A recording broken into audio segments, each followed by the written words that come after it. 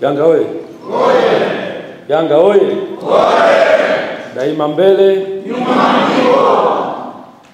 Awali ya yote nianze kumshukuru Mwenyezi Mungu kwa kutukutanisha hapa katika mji wa Lilongwe, nchi ya Malawi. Imekuwa ni faraja kukutana hapa kwa tukio kubwa la kuisupport klabu yetu Young Africans ambayo leo itacheza. Lakini pia tumshukuru Mwenyezi Mungu, wengi wetu tumesafiri kutoka Dar es Salaam, kutoka Morogoro, kutoka Arusha. Mzee wangu kutoka Arusha yuko wapi jamani? Mzee wetu kutoka Arusha. Wewe kutoka Arusha mpaka hapa Lilongwe sio mchezo. Mratibu wetu kutoka Morogoro na timu nzima ambayo ilikuwa nyuma yake.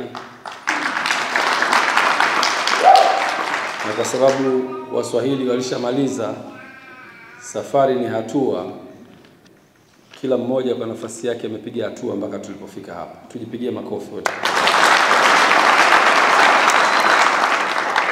Hamkufanya hayo maamuzi kwa bahati mbaya, mlikuwa mna dhamira njema kuisupport timu yenu, na sisi viongozi kwa niaba ya wajumbe wa kamati ya utendaji tunawashukuru sana kwa support hii ambayo mmeendelea kuionyesha kwenye timu yenu. Na kikubwa ni kwamba lazima turudishe kwa kuleta ushindi na kuhakikisha tunapambania furaha ya Yanga. Kwa kusema hayo, tumombe Mwenyezi Mungu katika mchezo wetu wa leo atufanyie baraka ya ushindi. Na sisi kama viongozi tumeiandaa timu kwa nafasi nzuri. Tumekuwa na majadala ya mara kwa mara na technical staff, na mmeona kuna ingizo jipya la assistant coach katika kukidhi yale mahitaji ya klabu yetu, lakini pia kusikia kilio cha wanachama watakapokuwa na jambo la kushauri. Tuelewe ya kwamba sisi kama viongozi tuko hapa kwa interest kubwa ya taasisi yetu ya Yanga, na inapofanya vizuri sisi wote tunafurahia na ni sehemu ya mafanikio yetu, na mahali ambapo haifanyi vizuri sisi wote pia natugusa tena kwa kiwango kikubwa sana. Na mnapoleta mawazo yenu, mapendekezo yenu, tunayatazama na tunayachambua, na kwa bahati nzuri sisi tuna taarifa nyingi zaidi kuliko nyinyi. Kwa hata maamuzi tunayoyafanya yanakuwa ni maamuzi sahihi kwa sababu yanaongozwa na informations nyingi. Wazungu wanasema you have informed decision. Unafanya maamuzi yanayoendana na uelewa mkubwa au taarifa nyingi nyuma yake. Kwa hiyo tulipofanya maamuzi ya kumuongeza assistant coach, yalikuwa ni maamuzi ambayo sisi kwetu yanatija kubwa kutokana na informations nyingi ambazo tunazo, na tunapotaka kuiweka timu yetu vizuri, eneo gani ni sahihi la kuligusa zaidi, na sisi tuko kwenye nafasi nzuri ya kufanya hayo maamuzi, kwa maana informed decision. Kwa hiyo ni watoe hofu wanachama, tutakuwa tunaendelea kufanya maamuzi, na bahati nzuri mnamfahamu rais wenu. Sijawahi kuyumba kwenye maamuzi. Sijawahi kuyumba kwenye maamuzi. Interest ya klabu yetu imekuwa mbele toka siku ya kwanza kuhakikisha tunafanya vitu sahihi kwenye maamuzi yetu kwa maslahi mapana ya klabu yetu, na hilo hatuwezi kuyumba. Na siku mkiona tumefanya maamuzi mengine, mjue maamuzi hayo pia tunayabariki sisi kama kamati ya utendaji, na tunalenga kuongeza tija kwenye klabu yetu. Tuko hapa Malawi kwa ajili ya mchezo wa mzunguko wa pili wa Champions League dhidi ya Silver Strikers, timu ambayo ni mabingwa wa Malawi hapa. Utakuwa mchezo mzuri, na mchezo huu naamini utakuwa ni sehemu ya kuendelea kujenga timu yetu kuelekea mafanikio ambayo tunatarajia. Na malengo yetu ni kuhakikisha timu yetu inakwenda mbali zaidi. Tuna malengo ya muda mfupi kuhakikisha tunaingia kwenye hatua ya makundi, na malengo ya muda mrefu Mungu akitujalia tukiingia huko tutayaweka hadharani pia. Lakini sisi style yetu ya uongozi huwa tunamkimizaga mwizi kimya kimya. Pigi kelele sisi. Kwa hiyo tutaendelea na style hiyo bila kupiga kelele. Siku wakija kishtuka watatukuta tuko mbali zaidi kama leo walivyotukuta hapa FIFA.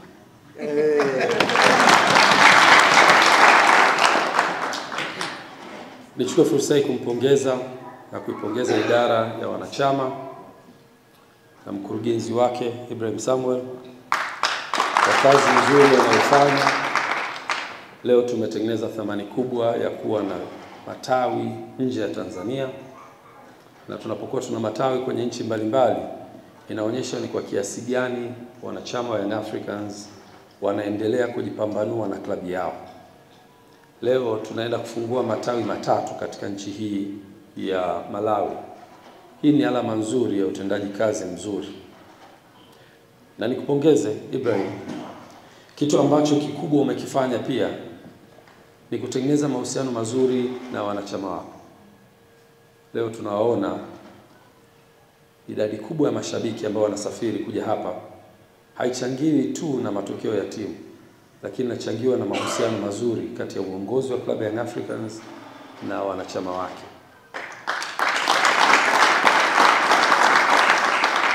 Tuna kikundi ambacho pia kina support initiatives za club, Young Influencers, naomba msimame. Tunafanya kazi kubwa sana. Godi na wenzako nikupongeze, Jessica, Kevo, niwapongeze sana. Mmekuwa ni instrumental katika kuhamasisha uungwaji wa mkono wa wanachama kwenye klabu yao.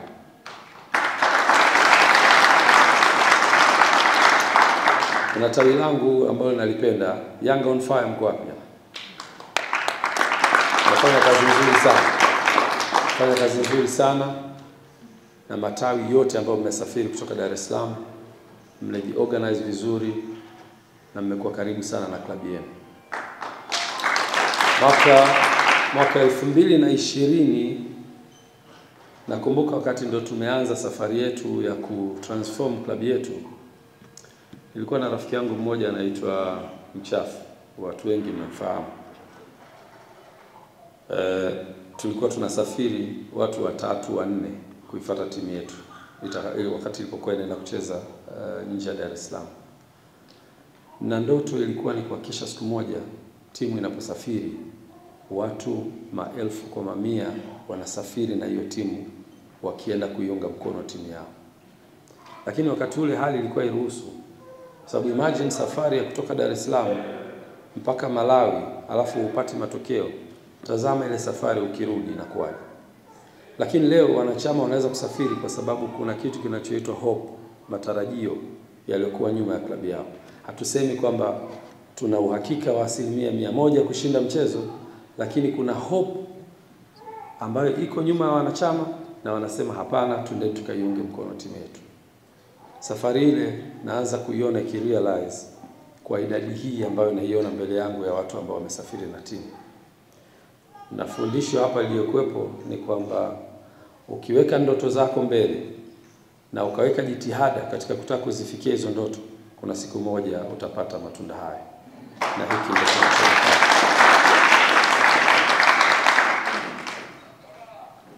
Wanachama wa Young Africans, leo ninayo furaha kubwa kwa hapa na ndugu zangu wa Malawi wenye viti nimekutana nao. Kuna kazi kubwa ambayo mmeifanya. Tunawashukuru, mapokezi yalikuwa mazuri kutoka siku ya kwanza. Mmejitoa kuja airport kuipokea timu yenu. Mmekuwa na sisi katika siku zote hizi 3 kuelekea kwenye mchezo wetu wa leo, na mmewapokea pia wageni wenu. Tunawashukuru sana sana sana watu wa Malawi. Na tunawaahidi tutaendelea kujenga umoja huu. Kama ambavyo jana tulifanya pia tukio dogo, lakini tukio ambalo linaenda kugusa mioyo ya wanayanga. Tukio katika nchi hii ya Malawi, tulikwenda kumkumbuka mwalimu wetu kipenzi cha Young Africans miaka ile 2000 mpaka mwishoni mwa 2001 nakumbuka mpaka 2008, miaka 7. Jack Chamangwana alikuwa sehemu ya technical staff yetu. na ni mtu ambaye amekuwa na historia kubwa sana ya mpira. Watu kwa uchache mkimfuatilia, hajawa kocha tu, amekuwa mchezaji, tena mchezaji imara kabisa wakati wake, akitajwa kuwa one of the best defender in Africa ambaye amewahi kutokea hapa Malawi, kwenye level ya national team mpaka kwenye level ya vilabu, akicheza hapa Malawi na nchini Afrika Kusini, na baadaye akawa transformed kwa kocha, na alikuja kwetu Young Africans akaitumikia klabu ya Yanga. Nakumbuka wakati ule ukiachilia mbali ufundishaji wake, alituletea baadhi ya wachezaji ambao nafikiri mnawakumbuka. One of my favorite alikuwa ni Chilapondwa, kama mnamkumbuka, kwa one of the best midfielder. Bahati mbaya alitembelewa sana na majeraha ambayo yalizuia nafasi yake ya kucheza, lakini alikuwa one of the best player. Namkumbuka Ndlovu, central defender, ambaye alipata nafasi akacheza muda mrefu Young Africans na baadaye kubaki pale. Sisi watu wa Kinondoni tulikuwa tunakutana naye pale kwenye maeneo yetu akiwa bado anaishi Tanzania baada ya kumaliza football career yake. Na tupata nafasi ya kumleta pia mkewe ambaye amekuwa ni sehemu ya familia ya Jack Chamangwana. Tulikuwa naye jana, tulimsafirisha kutoka Blantyre kuja hapa, pata nafasi ya kukutana na wachezaji, technical staff na viongozi, na kuweza kutoa neno letu la shukrani kwake, kwa mume wake, kwa kazi kubwa ambayo ameifanya.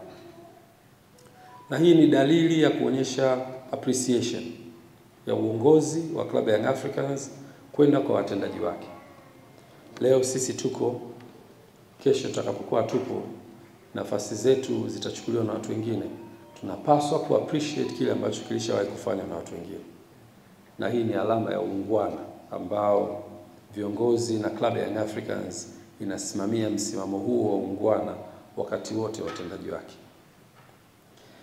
Tuko naye mama na ataendelea kuwa na sisi, na leo tutakuwa naye kwenye mchezo kama mgeni wetu, na kesho panapo majaliwa atarudi Blantyre. Lakini pia tunaye assistant coach ambaye anatoka hapa Malawi, na yeye pia amepita kwenye hiyo historia. Tazama historia yake haipishani sana na Jack Chamangwana. Coach Mabedi na yeye amecheza position hiyo hiyo kama watu hawajui, central defender, na amecheza hapa Malawi, na baadaye akaenda kucheza klabu hiyo hiyo ambayo Chamangwana alicheza, Kaizer Chiefs, na akawa captain pale kwa miaka 4, kiwa one of the best central defender kucheza, na foreign black captain kucheza kwenye Kaizer Chiefs. Kaizer Chiefs ambayo ilikuwa na mafanikio sana. Na baada ya hapo alipomaliza career yake, naye akawa assistant coach kwenye vilabu kadhaa, na baadaye akaja kuwa assistant coach hapo hapo Kaizer Chiefs, na baadaye kuwa head coach wa Malawi national team, na sasa tuko naye Young Africans. Kwa hiyo ukimtazama naye amepita kwenye historia hiyo hiyo ya Jack Chamangwana. Na tunasema tunamwombea naye kila laheri, tekeleze majukumu yake. Naamini naye atakuwa ni sehemu ya historia ya klabu yetu kwa kutuletea mataji. Kwa kusema hayo, niwashukuru sana wanachama na wapenzi wa klabu ya Young Africans kwa uungwana wenu wakati wote na kuisupport timu yenu. Lakini nasisitiza kwenye kulipa ada za wanachama. Timu hii haipaswi kuwa ni timu tegemezi wakati wote. Tunapaswa kuhakikisha klabu yetu inakuwa imara na inajitegemea.